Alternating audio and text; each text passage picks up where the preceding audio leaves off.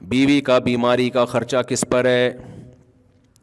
دیکھو اگر بیماری کا خرچہ فقہا لکھتے ہیں کہ بیوی کا خرچہ شوہر کے ذمے نہیں ہے.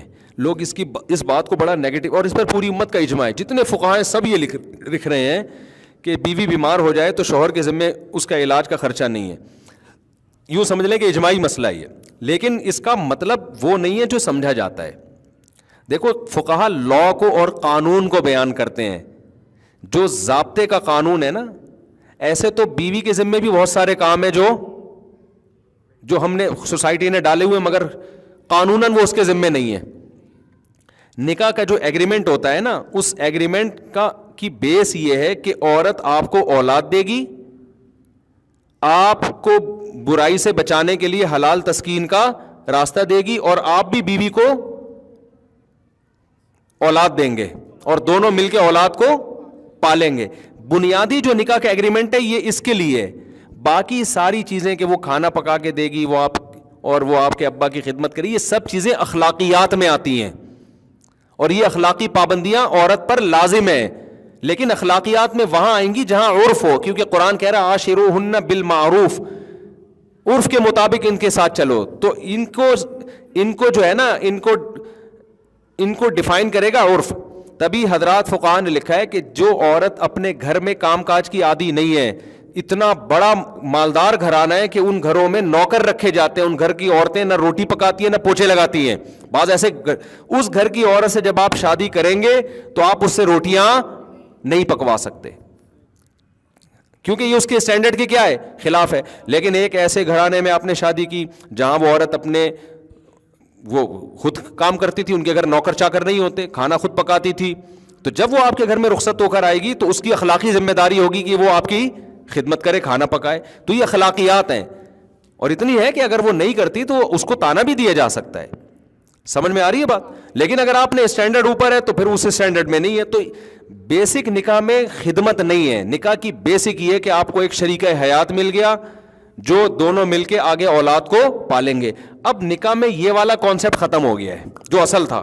بچے تو پیدا ہو ہی نہیں رہے، باقی سارے اطرم پٹرم ایک دوسرے کے کھوپڑی پہ ڈال دیے، بہت ساری چیزیں ڈال دی ایک دوسرے کے ذمہ نا. جو اصل تھا وہ تو مارکیٹ سے کیا ہو گیا، شارٹ ہو گیا. تو اب یہ بات سمجھیں کہ یہ جو حضرات فقہاء بیان کرتے ہیں نا کہ مرد پر علاج بیوی کا لازم نہیں ہے، یہ اس لیے بیان کرتے ہیں کہ سرے سے اسلام میں علاج ہی لازم نہیں ہے. اپنا بھی نہیں ہے تو بیوی کا کہاں سے ہوگا؟ مثال کے طور پر آپ بیمار ہو گئے، بخار ہو رہا ہے، تو کوئی مفتی نہیں کہے گا کہ پیناڈول کھانا شرعن آپ پر واجب ہے. کوئی کہے گا؟ واجب نہیں ہے. ہاں احتیاط واجب ہے. بخار ہو گیا، آپ ٹھنڈ میں بنیان پہن کے بیٹھ گئے، مر جاؤ گے، خودکشی کا گناہ ہوگا. تو پرہیز واجب ہے، علاج سنت ہے، واجب نہیں ہے. آئی بات سمجھ میں؟ لیکن کیا یہ مسئلہ سن کے کوئی آدمی فنٹر بن سکتا ہے کہ بخار ہو رہا ہے تو چونکہ مجھ پر 2 گولی پیناڈول کھانا واجب نہیں ہے لہذا میں تھر تھر کانپتا رہوں گا اور کمبل لے کے اپنا بخار کم کرنے کی کوشش کروں گا، جیسے پرانے زمانے میں لوگ کیا کہ پرانے زمانے میں تو 6 کمبلوں میں لپیٹ دو، پسینہ نکلے گا تو بخار کیا ہو جائے گا، ختم. فوراً کہے گا ابے 2 گولی میں کتنا خرچہ جا رہا ہے، کھا یار. تو اسی طرح جب بیگم بیمار ہو گئی ہے تو جیسے آپ خود 2 گولی پیناڈول کی کھاتے ہو تو سوال پیدا ہوتا ہے جب یہ کماتی بھی نہیں ہے، ہاؤس وائف ہے، اس کے پاس پیسہ بھی نہیں ہے، تو کیوں ظالم آدمی ہے تو پڑوس میں کوئی تڑپ رہا ہو تو آدمی کہتا ہے اس کو جا کے ٹیکا لگا دے، یہ تیری بیوی ہے، تیرے بچوں کو پالے گی. تو اتنا تو اخلاقیات کا تقاضا ہے نا کہ علاج کون کرائے، نہ تو اس کو جاب کرنے دے رہا ہے تو اور نہ خود علاج کر رہا ہے. تو یہ انتہائی درجے کی غیر اخلاقی حرکت ہے. فقہاء نے لا اور قانون بیان کیا ہے، لیکن یہ نہیں وہ جو بیان کر رہے ہیں وہ بھی اپنی بیویوں کا علاج خود ہی کیا کرتے تھے. تو یہ اخلاقیات کا تقاضا ہے. اس کی اور آسان مثال دوں، جب آپ بس میں یہاں سے لانڈھی جا رہے ہو، سیٹ کے پیسے آپ نے دیے، W11 میں آپ بیٹھ گئے، کوئی بوڑھا آدمی آیا تو آپ اس کے لیے جگہ چھوڑتے ہو کہ نہیں چھوڑتے؟ آپ کہہ رہے چونکہ سیٹ کے پیسے میں نے دیے ہیں، لانڈھی تک کا سفر ہے، آدھے گھنٹے کا سفر ہے، میں بیٹھ کے سفر کروں گا، یہ بوڑھا کانپتا رہی ہوں. تو لا تو یہی کہہ رہے کہ سیٹ آپ کی ہے، تبھی وہ بوڑھا آپ کے خلاف کورٹ میں کیس نہیں کر سکتا. کورٹ میں جائے گا کہ اس نے مجھے جگہ نہیں دی، کورٹ کوئی سزا نہیں دے گی. جج ہو سکتا ہے ڈانٹ لگا دے کہ تو شرم نہیں، اپنے باپ کے عمر کا آدمی تھا، اس کو تو نے عزت نہیں دی. یہ تو کرے گا، کیس نہیں ہوگا. تو یہاں بھی یہی ہے کہ آپ نے بیوی کا علاج نہیں کیا تو بیوی کورٹ میں جا کے کیس نہیں کر سکتی کہ مجھے علاج کے پیسے نہیں دے رہا. قانون نہیں. اخلاقیات کا تقاضا یہ ہے کہ جیسے وہ بوڑھے کو آپ سیٹ دیتے ہیں کہ بھائی لانڈھی اترنا ہے نا تو میں تو کھڑے ہو کے جا سکتا ہوں, یہ بیچارہ کہاں جائے گا یار. تو نہیں دیں گے تو تانے بھی سننے کو ملیں گے, صلواتیں بھی سننے کو ملیں گی. اب آپ کو صلواتیں سن رہی ہیں, آپ پاکستان کا لا سننے کو مل رہی ہیں, آپ لا وکیل کی کتاب لے کے بیٹھے ہوئے ہو, لا میں کہیں نہیں لکھا کہ جی بوڑھے آدمی کو سیٹ دیں آپ. تو یہاں بھی ایسا ہی ہے کہ لا یہ نہیں ہے کہ آپ شریعت کا لا کہ آپ بیوی کا لازمی علاج بھی کرائیں, لیکن یہ اخلاقیات میں داخل ہے. اور جو لوگ کہتے ہیں نا کہ ہم پر بیوی کا علاج واجب نہیں ہے, تو اپنے دامادوں کو پرچی میں لکھ کے دے دیا کرو کہ میری بیٹی جب بیمار ہوگی تو آپ پر اس کا علاج لازم. کیا خیال ہے؟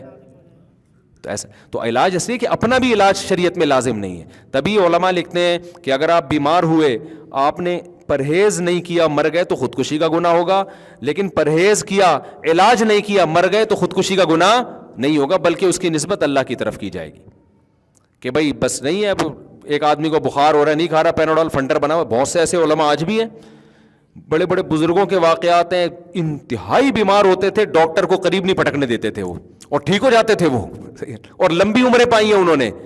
کئی واقعات ہیں. ابھی میں گیا, ایک 95 سال کے بوڑھے ملے, ہمارے حضرت 78 سال, ڈاکٹر کو نہیں قریب آنے دیا کبھی حضرت نے, تو 80 کے قریب تو پہنچ گئے تھے وہ بھی. تو اس لیے کوئی یہ لازمی چیز نہیں ہے, لیکن ہم بھی کرتے ہیں علاج, کرتے ہیں کہ نہیں اپنا, تو سنت ہے. نبی صلی اللہ علیہ وسلم نے بھی علاج کیا ہے کہ بھئی زیادہ آگے نہ نکلو آپ, جو کر لو, لیکن نارمل علاج ہونا چاہیے. اب اس قانون کا فائدہ یہ ہوا کہ اخلاقیات کا تقاضا ہے کہ بیوی کا علاج کرائیں, لیکن یہ اخلاقیات کا جب ہے جب بیوی کے پاس پیسے نہ ہوں. اگر اس کے پاس اپنا پیسہ ہے تو پھر آپ کی اخلاقی ذمہ داری بھی نہیں ہے, پھر وہ خود کرائے اپنا علاج. پھر بھی آپ کرا دیں تو یہ غریبی در غریبی ہے. اور ہماری سوسائٹی میں الحمدللہ مردوں میں خیر اتنی غالب ہے کہ بیوی کے پاس پیسہ ہوتا بھی ہے تو بھی الحمدللہ شوہر اپنے خرچے پہ علاج کرا رہا ہوتا ہے. یہ ہماری سوسائٹی کا ایک بہت پازیٹیو پہلو ہے جس کی خواتین کو قدر کرنی چاہیے. گوروں میں یہ چیزیں بالکل نہیں ہیں. دیکھو, نان نفقہ تو شوہر پر لازم ہے, چاہے بیوی مالدار ہو یا غریب ہو. ایک عورت کی تنخواہ 10 لاکھ روپے ہے, پھر بھی روٹی پانی گیس بجلی کا بل کون دے گا؟ شوہر.